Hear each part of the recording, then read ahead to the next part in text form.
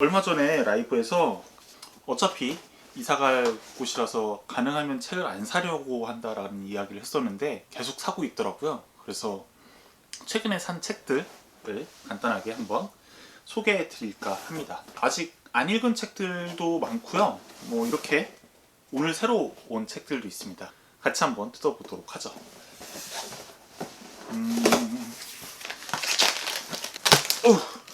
뭐야? 자, 첫 번째 책은 카를로 로벨리의 시간은 흐르지 않는다 라는 책입니다. 카를로 로벨리라는 사람의 책을 예전에 한번 소개해드린 적이 있었던 것 같은데, 모든 순간의 물리학이라는 책입니다. 같이 신문에 기고하던 글을 모아가지고 낸 최신 물리학에 관한 간단한 개론서였는데, 그 책만 읽어서는 물리학에 대한 이해를 그렇게 넓힐 수 있는 정도는 아닙니다. 왜냐하면 굉장히 얇고 압축적으로 이야기가 들어가 있어요.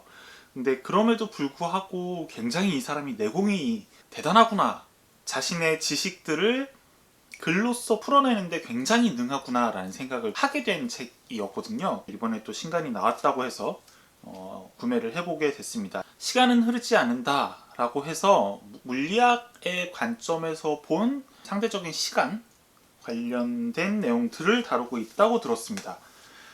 아직 읽어보지 않았기 때문에 정확히 어떤 책인지는 모르겠지만 나중에 혹시 기회가 된다면 모든 순간의 물리학과 같이 한번 소개를 해보도록 하겠습니다. 두 번째 책은 체르노빌의 목소리라는 책입니다. 최근에 제가 굉장히 재밌게 본 드라마 중에 하나가 HBO에서 나온 5부작이었죠. 체르노빌이라는 드라마였는데, 그 드라마를 보고 나서 굉장히 거기에 관심을 많이 갖게 됐어요. 이 일이 벌어진 어떤 사건들의 전개 과정들을 살펴보면은 얼마나 사람이 무책임할 수 있는가, 그리고 얼마나 사람이 명령이라는 것에 그렇게 쉽게 복종할 수 있는가, 뭐 이런 여러 가지 생각들을 할 수밖에 없는 그런 드라마였거든요. 그래서 그 드라마를 보고 나니까 그때 당시에 어떤 일들이 있는지 굉장히 궁금하더라고요. 그래서 개인적으로도 뭐 위키피디아 이런 데 검색을 해가지고 그때 어떤 사건 전개 과정 이런 것들을 살펴보기도 했는데, 깊이 있게 한번 이야기를 들어보고 싶어서 이 책을 구매를 해보게 됐습니다. 어떤 느낌일지 사실 잘 감이 안 와서 한번 일단 읽어보고, 이 책은 제가 괜찮다 싶으면 한번 따로 소개를 해드리도록 하겠습니다. 세 번째 책은 바로 이 책입니다. 한나 아렌트의 대표작이죠. 예루살렘의 아이만. 제가 예전에 한번 이 책을 읽었던 기억이 나는데, 대여를 해서 읽었었는지 어쨌는지 분명히 대학 다닐 때 한번 읽었었거든요. 근데 막상 다시 한번 읽어보려니까 책이 없더라고요. 그래서 이 책은 장바구니에 얼마 전에 담아뒀다가 이번에 구매를 하게 됐습니다.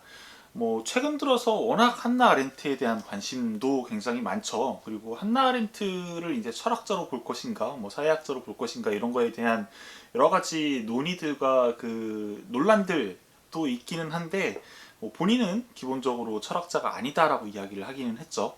그럼에도 불구하고 이 사람이 가지는 어떤 철학사적 혹은 사회학적, 그리고 인문학 전반에 대한 그 이해와 그리고 영향력만큼은 무시할 수 없지 않을까 싶습니다. 네 번째 책은 이 책입니다. 명상록이라는 책이고요. 마르쿠스 아우렐리우스라고 해서 중기 혹은 후기 스토아파 철학자로서 이름을 날린 인물이죠. 로마의 전성기를 이끈 마지막 황제다라는 이야기를 듣기도 합니다. 굉장히 독특한 삶을 살았어요. 왕임에도 불구하고 스토아파답게 검소한 삶을 살았고, 그 검소한 삶이 굉장히 많은 사람들의 추앙을 받기도 하고, 또한 그 존경심을 불러일으켰다고 하는데, 자신의 생각들이 잘 담겨 있는 책이라고 합니다. 개인적으로 스토아파와 관련된 책들은 아직 제가 다 읽어보지 못했었는데, 이번 기회에 한번 천천히 읽어보고 싶다는 생각이 들어서 이 책을 구매를 하게 됐습니다. 어릴 때 요약본 뭐 이런 걸로 한번 읽었던 기억은 납니다. 되게 얇은 판본으로 나왔던 것 같은데 별로 그때는 안 와닿았던 것 같아요. 막 이렇게 검소, 검약 뭐 이런 것들, 약간 이런 느낌이었는데, 요즘에 들어서 요 관련된 이야기를 하게 될 기회들이 좀 많았습니다.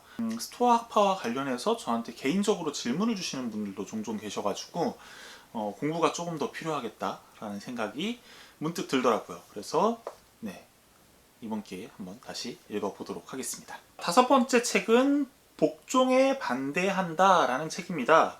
자, 보시면 아시겠지만 이 책은 이미 읽은 책인데 복종이라는 것에 대해서 우리가 왜 복종할 수밖에 없게 되었는지를 설명하고 있는 책입니다.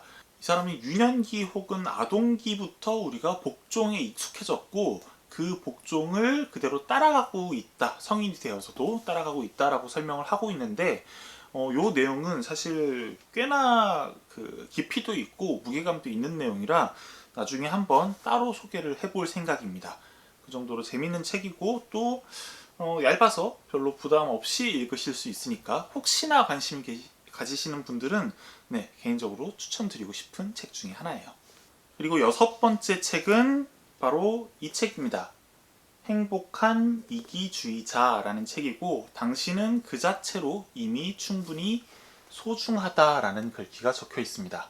개인적으로 자존감이라는 게 바닥났었던 시절이 있는데 그때를 돌이켜서 생각해보면은 굉장히 좀 암울한 시기였던 것 같아요.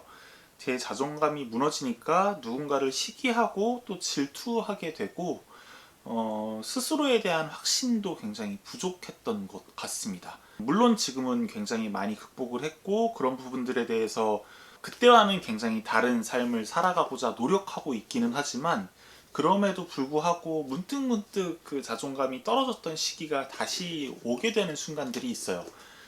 그래서 그런 순간들을 한번 이겨내 보고자 책들을 종종 구매하게 되는데 이 책도 말하자면 그런 책 중에 하나입니다. 아까 복종에 반대한다 라는 내용도 결국에는 내가 나로서 살아가야 된다 라는 이야기들을 하고 있는데 사실 그렇게 살기가 쉽지는 않죠. 그럼에도 불구하고 그런 삶을 살아가고자 노력해야 되는 것만은 분명하기에 이런 책들을 읽으면서 혹은 이런 책들로부터 받게 된 영감을 바탕으로 저의 삶을 살아감으로써 지금과는 다른 삶 그런 것들을 조금은 가져보고 싶다는 생각들을 항상 하게 됩니다.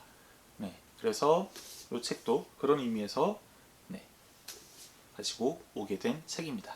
일곱 번째 책은 그들은 어떻게 세상의 중심이 되었는가 라는 책입니다. 로마 제국에 관한 이제 이야기인데 김대식 교수님께서 권명원 강의를 하셨던 내용이라고 하네요. 권명원과 관련된 책으로는 탁월한 사유의 시선이라는 책을 한번 제가 소개해드렸던 적이 있죠. 그 책도 굉장히 좋은 책이라고 말씀을 드렸는데 기본적으로 권명원에서 진행되는 강의들은 어느 정도 깊이감도 있고 그리고 워낙 유명하고 훌륭하신 석학분들이 강의를 진행하시고 계시기 때문에 믿을만하다라는 판단이 기본적으로 있습니다. 그리스 로마 문화와 관련된 내용을 모른 채로 서양 문화를 이해할 수는 없겠다는 생각이 들더라고요. 그래서 그런 의미에서 한번 읽어보고자 구매를 하게 되었습니다. 여덟 번째 책은 바로 이 책입니다. 사랑에는 사랑이 없다. 단 하나의 사랑을 어떻게 다루어야 하는지에 대해 그녀는 알고 싶었다 라고 적혀 있고요. 사랑에 대한 산문이라고 이야기를 할 수가 있을 것 같고 아시다시피 제가 한 칸을 사랑부터 죽음까지의 이야기로 칸을 채워가고 있는데 그 칸에 굉장히 어울리는 책이라는 생각이 들어서 구매를 하게 됐습니다. 이 책은 출퇴근하면서 간단하게 읽어보면 되지 않을까 싶네요. 아홉 번째 책은 누가 시를 읽는가 라는 책입니다. 자, 이 책은 프레드 사사키와 돈 시어가 엮었다라고 되어 있어요. 왜냐면 이 두 사람이 편집장으로 있는 그리고 편집 담당자로 있는 시라는 잡지에 연재되었던 글들을 이제 엮어서 낸 책이기 때문인데요. 말 그대로 누가 시를 읽는가라는 질문에 대한 여러 사람들, 작가들도 있을 거고 다른 분야의 여러 사람들이 있었겠죠. 그런 사람들의 대답이 담겨 있는 책이라고 합니다. 사실 저도 시집을 종종 사기는 하는데 시를 막 잘 읽게 되지는 않는 것 같아요. 최근 들어서 특히 이렇게 그 감정의 어떤 기복 같은 것들을 좀 타는 편인데, 시는 감정이 바닥을 칠 때 아무래도 좀 많이 읽게 되는 것 같습니다. 뭐 그렇게 생각해보면 지금이 감정이 바닥이 아닌가? 라는 의문도 좀 있기는 하지만, 최근 들어서는 필사도 조금 잠시 쉬고 있는 상태고, 뭐 그러다 보니까 시를 최근에 읽지 않게 되었던 것 같은데, 요 책을 읽으면서 겸사겸사 다시 한번 시를 읽는 기회를 가져볼까 합니다. 마지막 책은 사람, 장소, 환대입니다. 이 책은 얼마 전에 독서 모임 설문조사도 올라갔었죠. 저희 구독자분께서 추천을 해주신 책인데, 이야기를 듣고 나니 굉장히 한번 읽어보고 싶은 책이다라는 생각이 들더라고요. 그래서 바로 그때 구매를 하게 됐고, 이게 대단한 유튜브도 아니고 뭐 아주 그 작은 그 저의 취미 생활에 가깝긴 하지만, 그럼에도 불구하고 중간중간 추천을 받거나 소통이 이루어질 때 굉장히 기분이 좋을 때가 많습니다. 추천해 주셨던 분 이름이 제가 기억이 안 나는데, 아무튼 감사드린다는 말씀을 드리고 싶네요. 자, 그러면은 받아온 사은품을 한번 뜯어보도록 하죠. 시그니처 향 22주년 에디션 룸 스프레이라고 적혀 있고요. 이번에 교보문고가 22주년 기념으로 여러 그 아이템들을 냈는데, 제가 9월 말에 이제 요거를 구매를 하다 보니까 대부분 매진이 됐더라고요. 근데 요 아이만 남아 있어서 궁금해서 구매를 하게 됐습니다.